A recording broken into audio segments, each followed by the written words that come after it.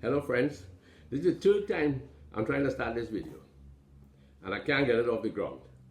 But I want to say that tomorrow is a special day. Of course, tomorrow is the day of the resurrection of Jesus, and we would want to honor that day quietly. But it is also the day of one of my daughter's birthday. And I'm not going to tell you her age, but if you know anything about colors and anything that coincides with birthdays, we have here a golden cake. A golden cake. I will help myself in a little while to a piece of that. I know you're going to get worried about the state of my health, you know, because if you see me eating all this sweet stuff, you're going to panic and say, well, boy, Lancy, heart attack on the way. And across here, oh boy, we have some lovely muffins made by our daughter-in-law, Kimberly. So I am going to, oh boy, oh, Kim doesn't see this. Oh, I've got, please excuse. Please excuse.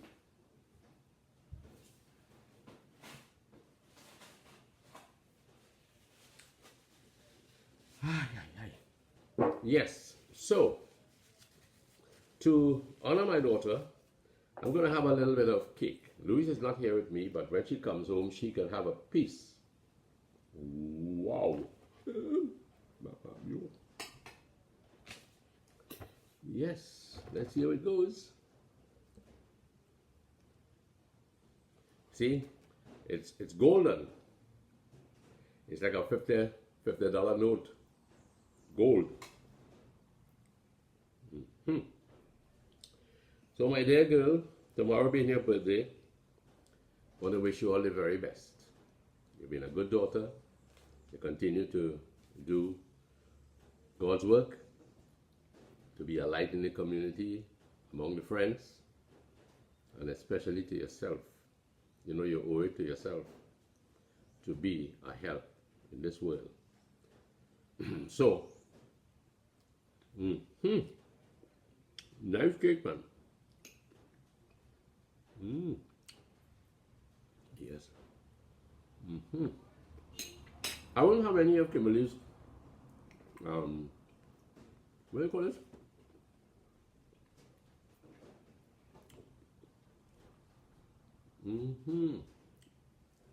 Muffins? I don't know. I'm pretty bad when it comes to names of cakes and other things. I can't even name flowers. I have Louise in the garden, and I can't even get around to naming some of the plants. If Lasana was here, sure. I don't know if the bushman, the other bushman, he knows the names of any flowers or plants or anything.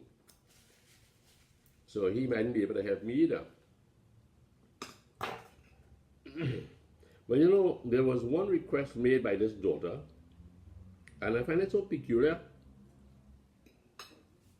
She said, for my birthday, I want you all, Lasana, Linda, and myself, to do a story on a day in the life of $1. Well, tomorrow being her birthday, we're on the eve of it, and I can't imagine why would she want to understand a day in the life of $1. But you know, that really shouldn't be too hard for me, because my dollar, my wallet, doesn't usually have more than $1. Now when Louise hears that, she's going to say, what kind of impression are you trying to give the world? That I take all your money? I would say, no, darling. I'm not giving them an impression that you're taking all my money. They know you're taking all my money. You know, my dad, when he got paid, he handed over his monthly or weekly, fortnightly cash to mother. Now, mother was just a housewife living up in Cora. In the old days, we didn't have electricity. and we didn't have running water as they do now. But he handed over his money, their money. That's the thing, eh? It's their money. It's not his money, it's not her money, but it belongs to both of them. And for me, it was very easy to do that. You know, one thing about children, children copy what they see in their parents. Children do that. And if you're teaching your child to really love your father or your mother, the children are going to pass this on to their generation.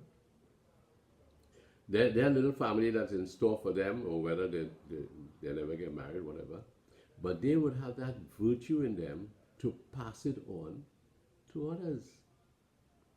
So it has to be a work, a assiduous work, whereby we press on in all honesty to train our children the right way. No, mother had one little vice, I should say. She liked horse racing. But because the old man knew that she was up there in the hills every day, in, day out, he never objected to her going to the horse racing. I don't know whether it was extra money, but she was good at, cutting and contriving, as they say. She was good at it. I remember going to the old Arima racetrack when it was near the bus terminal in Arima proper. And it used to be, I remember distinctly that it was a rainy day.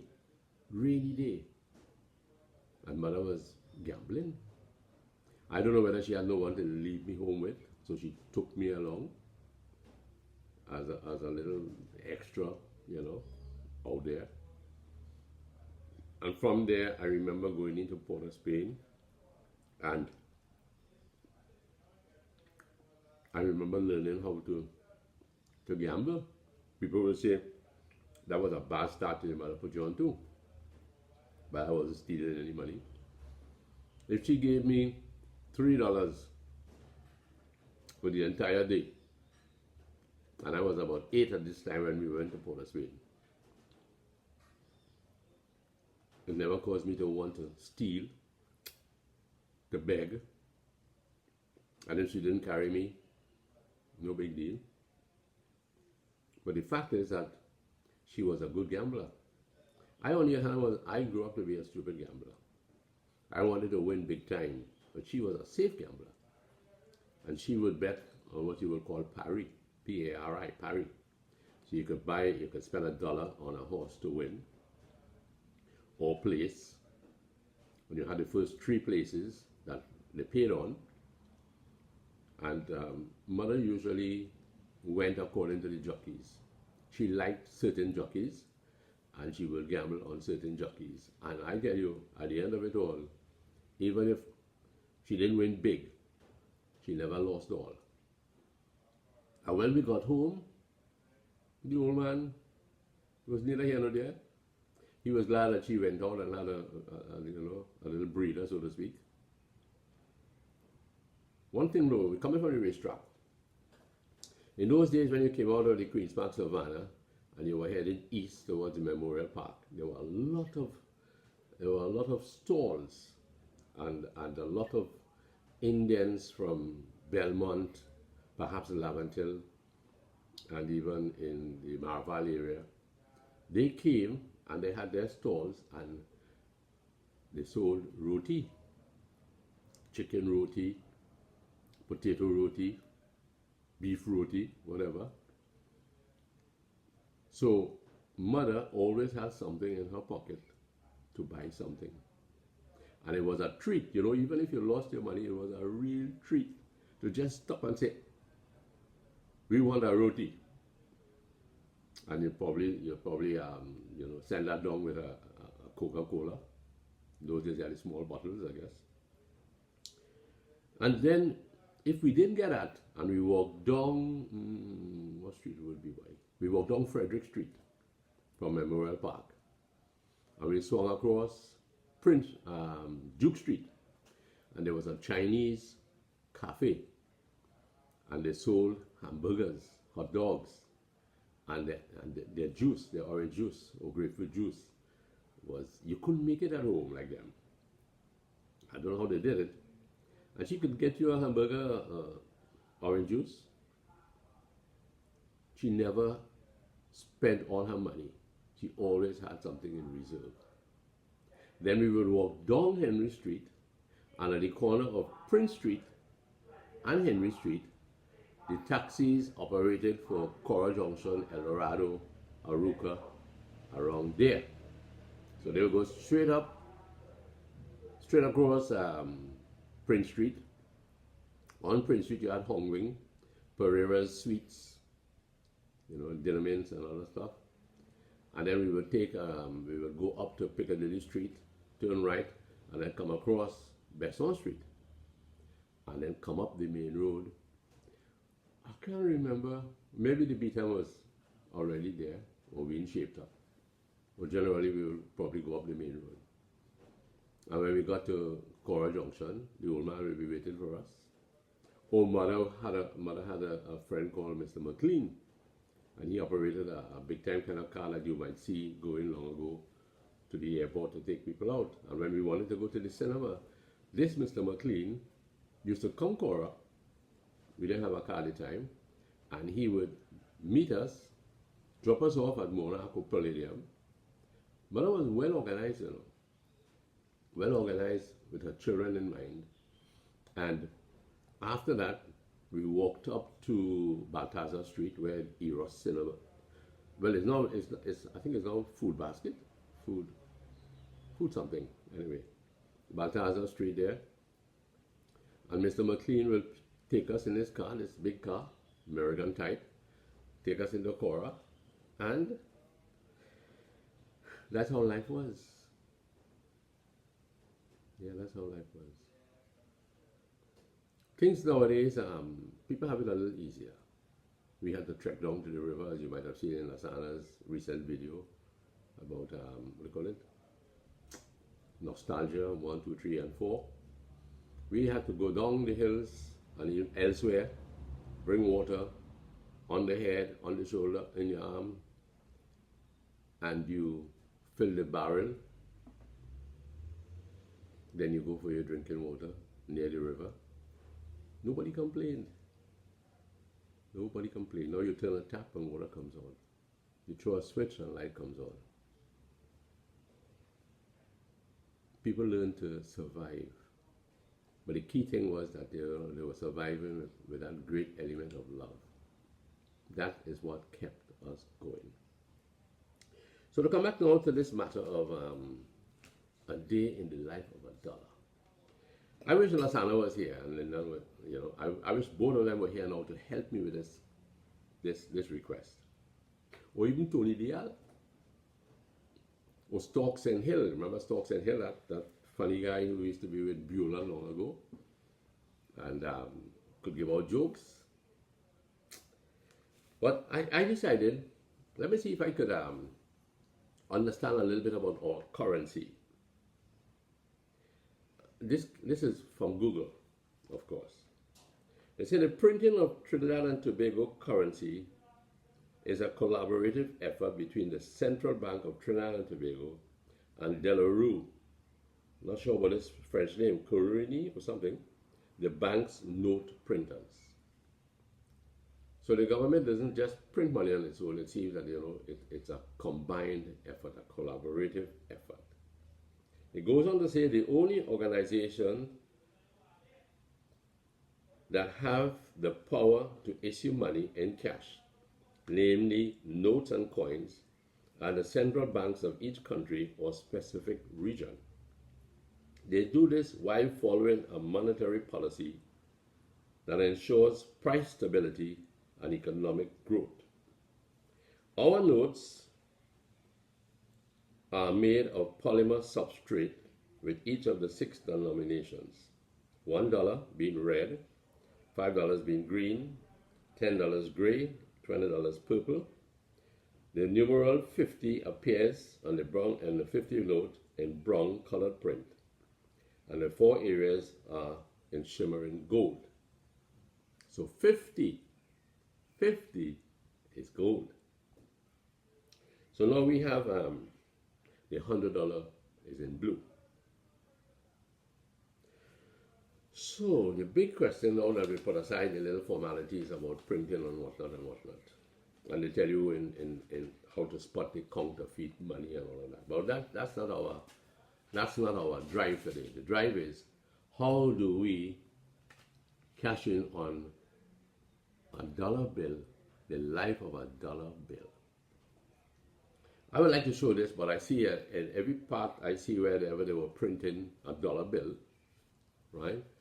The word specimen was placed over it. So I don't know the legal implication there is that you probably can't just flash money on the screen. I can't tell you. But let's take a dollar bill. I remember when on the racetrack, if you won something, and you went to the teller and you presented your ticket, your winning ticket, she usually or he usually would give notes from spanking new notes, like if they just come off the press. And the first thing I used to do is smell them notes, boy. It was the closest I ever got to anything so original. Even if it was just a $5 bill, you know, that I won, $5 bet. That notes, man. I didn't even want to invest it again. It was smelling so good. But let's assume now $1. Sometime when Louise goes shopping,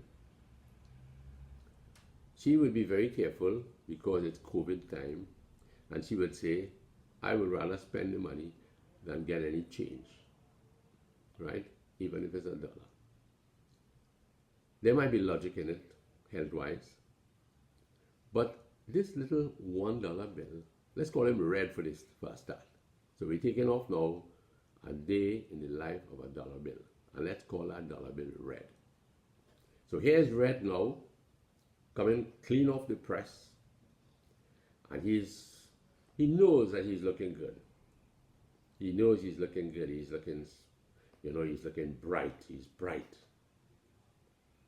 But then he looks around and he sees the $5 bill, and it's a lush green. And he says, that fella looking really good, boy. Green. Then he looks again and he sees the gray, and he spies the number, $10. So I'm the least of all these men around here. And out plops a $50 note. Boy, I got some really big shot family, boy. And then Mr. Blue falls down. Mr. Blue is pompous. He's riding high. He's the one who feels, I'm above all you guys. $50 is no matter. $20 nothing. $10 and $1. Who's again? So we have the attitude of Bill, number one, red. Perhaps he's beginning to feel a little complex. Maybe he's feeling that he's not worth anything. So anyway, he's folded up. He's sent out to the banks, and they run through. And now the teller is waiting. And a man comes up there, and he has to get a certain amount of money, including some dollar bills. So number one slips into this man's wallet. He's in his wallet now, and he's wondering, I have been separated from all my family. But there's a little green fella here too, and I don't know when he was printed. Maybe I can talk to him. Maybe I can talk to this fella called Green. Hey, Mr. Green, how things going? Ain't going so good for me, boy. I don't like inside of this man's house at all. He's talking about the wallet, eh? It's a beat up old wallet, perhaps like mine. I don't like this house. Anyway, suddenly the wallet opens and out plops Mr. Green. And Red looks around and he says, wow, where did he go? And he's hearing some exchanges. The man is buying something in the mall. He's buying some sugar cake or something. I don't know. Anyway, Green never returns. And Red continues on the journey. And then he could hear as the man exits the mall, Mister, you could give me something, please? A heart up, a heart up. And the man pulls out Red. And Red said, what's he doing now? What's he doing? And he hands this person, Red, he hands over Red to this person. And Red says, no, I'm in some very coarse hands. And the person crumples Red, puts it in the pocket, and Red is shoved into the pocket. And in the next 2 hours or so, there are 3 more Reds coming here. And Red said, can you tell me what's going on out there? They say, boy, we're in the same pocket like you, you know. We're in the same pocket. Should have been a boat instead. And the story goes on that Red keeps changing hands day by day. And he ends up in a supermarket. And it's cool there inside the supermarket. Let's call it Price's, for instance. He's in Price's supermarket. And he's in the cashier's thing. And he keeps hearing the ding, cashier's cage opening. Oh, man, what a life, what a life. What a life. And then of all things, he ends up somewhere on a vendor's stall. Things are changing fast. He can smell all the citrus. He can smell the bananas. He can spy out the watermelon in the corner there. Because he's changing hands fast. And he is tired. He's bouncing around like a ball. 1 minute he's in a wallet, the next minute he's in a purse, the next minute he falls on the ground. He's quickly retrieved. Sometimes he gets lost and he's blowing in the wind.